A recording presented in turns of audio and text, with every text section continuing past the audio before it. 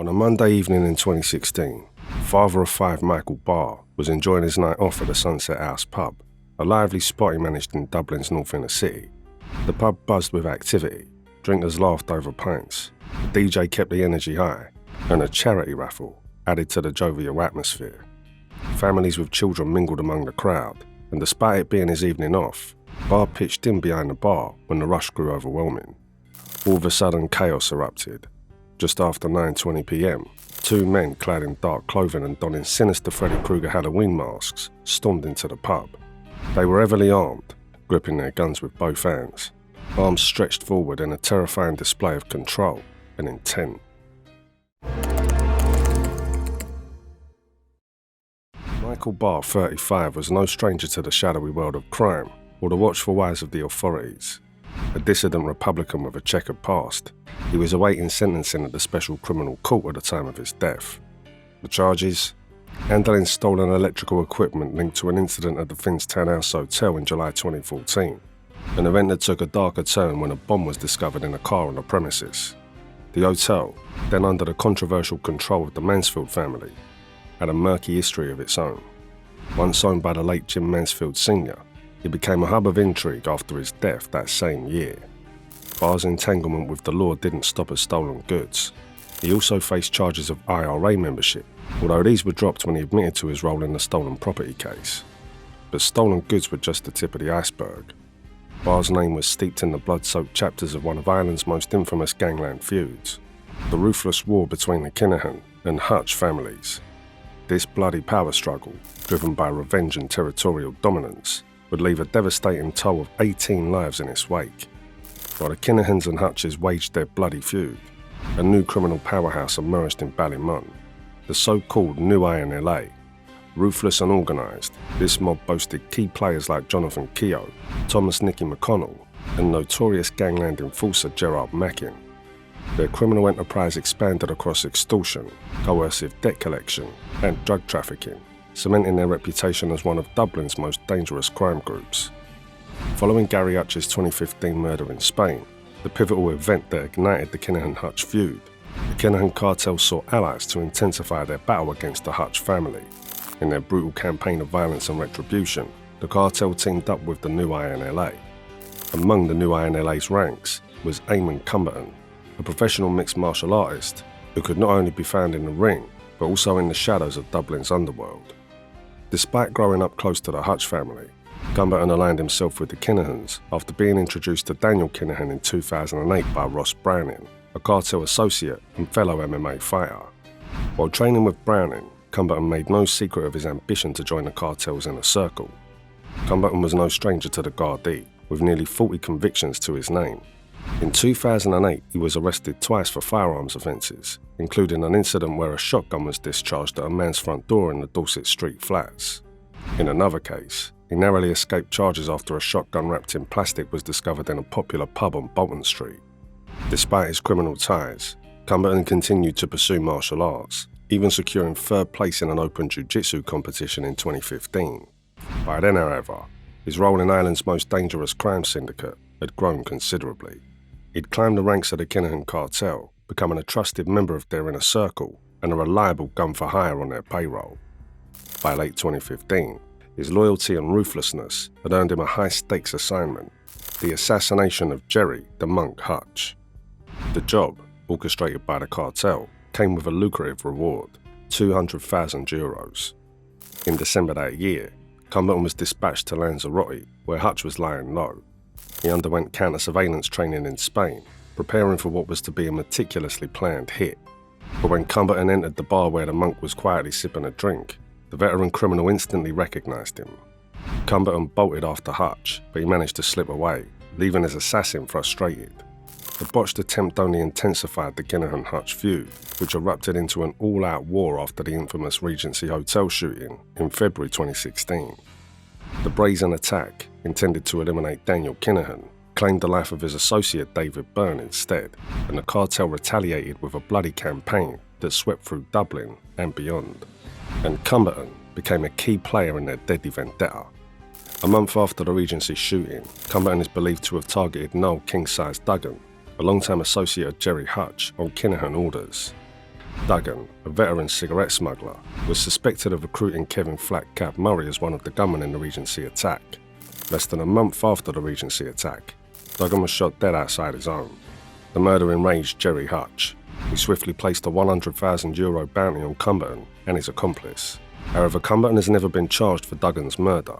Undeterred by the growing heat, Cumberton continued his work for the cartel.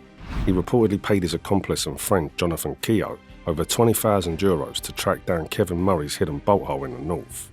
Meanwhile, he forged connections with criminal networks in Blanchardstown and Crumlin to procure getaway cars and other resources for cartel hits. Entrusted with large sums of cash by the Kinahan cartel, Cumberton was assigned a deadly mission: assemble a hit team to track and eliminate key Hutch family members and associates. In the chaotic days following the Regency Hotel shooting, he wasted no time. He recruited 3 INLA operatives from North Dublin, including his childhood friend Jonathan Keogh and the ardent criminal Thomas Nicky McConnell, forming a ruthless kill squad.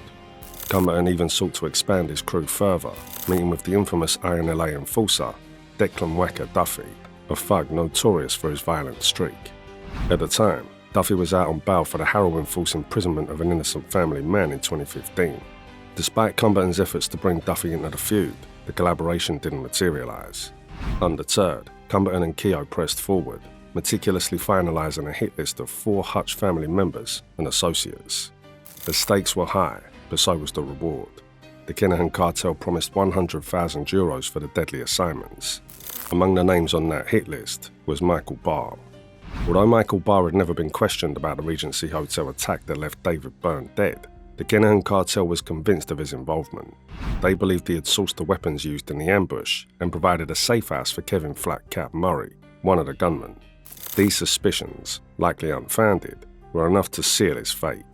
On that fateful April evening in 2016, Barr stood near the hatch of the bar at the Sunset House, chatting and drinking with friends.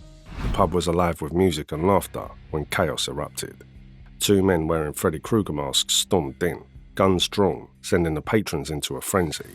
One of the gunmen wasted no time, closing in on Barr and firing at point-blank range. His accomplice pulled the trigger too, but his weapon jammed. It hardly mattered. The first shooter had already unleashed a hail of bullets. Barr was struck 7 times, 5 in the head, once in the leg and once in the shoulder. The onslaught was swift and merciless, leaving no chance for survival. Screams filled the pub as panicked customers scrambled for cover. Amidst the chaos, one brave patron crawled to Barr's lifeless body, draping a cloth over his face and shouting for someone to call the Gardaí. Meanwhile, the masked assassins fled the scene, bolting into a waiting silver Audi A6. The getaway car tore through the streets to the Walsh's Road area of Drumcondra. CCTV later captured 3 men emerging from the vehicle, stripping off their masks and dumping their blood-stained clothing into the car. Moments later, one of them held something flaming into the Audi before they jumped into a silver Ford Mondeo and sped away, leaving the burning wreck smouldering behind them. Unfortunately for the killers, Gardaí arrived on the scene quickly and extinguished the Audi's flames with fire extinguishers from their patrol cars, preserving crucial evidence. A bullet and a discarded burner phone with several missed calls were found on the grass beside the smouldering vehicle. Inside the Audi, investigators made a jackpot discovery. From the back seat they recovered 4 firearms, 2 of which were confirmed as the murder weapons. Alongside the arsenal were a pair of runners tossed on top of the guns, boiler suits, 2 ski masks, 2 grotesque theatrical head masks, a balaclava and a baseball cap. The hitmen's negligence would soon come back to haunt them. In a bizarre twist, Eamonn Cumberton boarded a flight to Thailand less than 24 hours after Barr's assassination. The trip reeked of desperation. The flight was booked just hours before departure, and he travelled with no luggage, carrying only his passport and a bottle of water. Initially stopped from boarding due to his passport nearing expiration, Cumberton managed to secure an emergency passport to evade detection. But his escape plan was flawed. Forensic evidence quickly tied him to the crime scene. His DNA was discovered on the baseball cap and one of the theatrical rubber masks found in the getaway car. When Cumberton returned to Ireland a month later, on May 25, 2016, he was promptly arrested at Dublin Airport, suspected of being one of the 3 men involved in Michael Barr's shooting. In January 2018, Eamonn Cumberton made history as the first person ever convicted for a murder linked to the bloody Kinahan-Hutch feud. Found guilty of executing Michael Barr, he was sentenced to life in prison. Yet Cumberton's DNA wasn't the only DNA profile forensic experts had uncovered. Nearly 3 years later, in November 2020, British car thief David Hunter became the second man convicted of Barr's murder. Hunter was believed to be one of the 2 gunmen who stormed into the Sunset House pub that fateful night. A ski mask recovered from the getaway car provided the breakthrough. Forensic analysis confirmed it bore Hunter's DNA.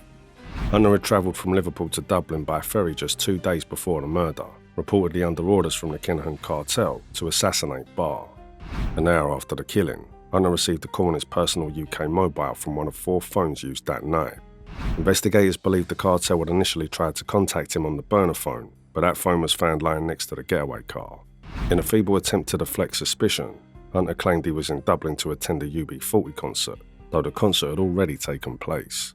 He also admitted ownership of the ski mask, but insisted he had left it in a car during a trip to Ireland 2 months earlier, supposedly while on a car stealing job.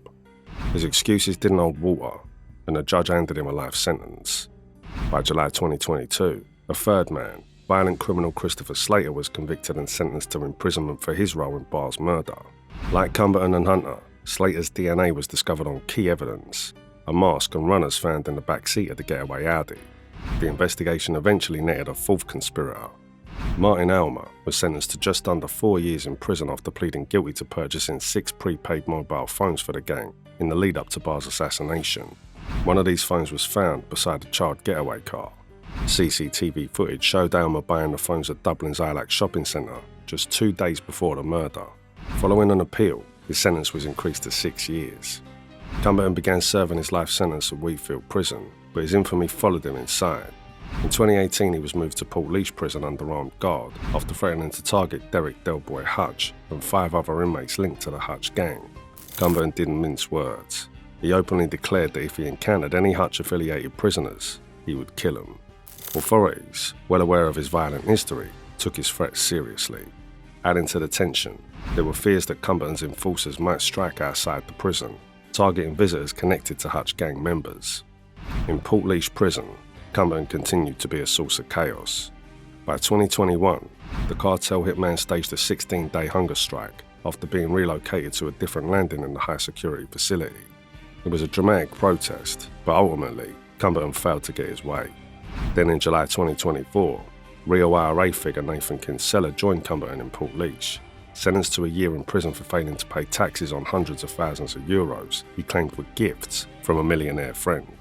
Within hours of Kinsella's arrival, Cumberton made his hostility clear, accusing Kinsella of orchestrating an attack on his mother's North Inner City home the night Michael Barr was murdered.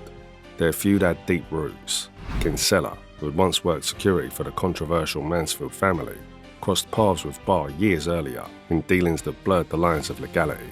Prison officials didn't hesitate to act. Recognizing the severity of the situation, they quickly separated the 2 men. Cumberton was moved to another block, and by the next day, Kinsella was transferred out of Portlaoise altogether, landing at the Midlands prison to defuse the tension. While Cumberton was enjoying his last moments of freedom in Thailand, Michael Barr's funeral became a spectacle that reflected his complex connections. Around 500 mourners attended the service at St Mary's Church in Strabane. Men in paramilitary-style uniforms flanked the cortege, and black flags adorned the route. Barr's coffin, draped in the Irish tricolour, bore a black beret and gloves, symbol of his ties to Republican groups. The high-profile event drew a significant police presence on both sides of the border, underlining the volatile legacy Barr had left behind. Many believe Cumberton's arrest for Barr's murder might have ironically saved his life. Manipulated by the Kinahan Cartel and lured by promises of money and power, he was expendable, a pawn in their bloody feud. Cumberton's rise and fall became yet another tragic chapter in the cartel's ruthless operations. That was it for today's video. What are your thoughts on today's topic? Let us know in the comments, and don't forget to like the video and subscribe to our channel if you'd like to see our next videos.